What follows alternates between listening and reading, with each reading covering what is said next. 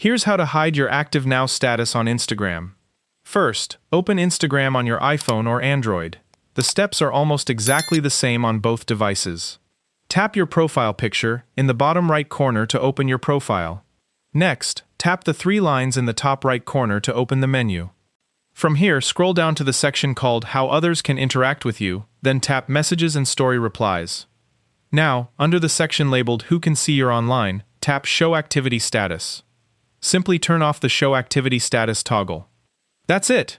Your followers and other Instagram users will no longer be able to see when you're active or currently online. While you're here, you can also tap Show Read Receipts and turn that setting off if you don't want people to know when you've read their messages. I hope this video helped. If it did, don't forget to like, subscribe, and turn on notifications for more quick and easy tech tutorials. Check out the next video on your screen. I think you'll find it helpful too.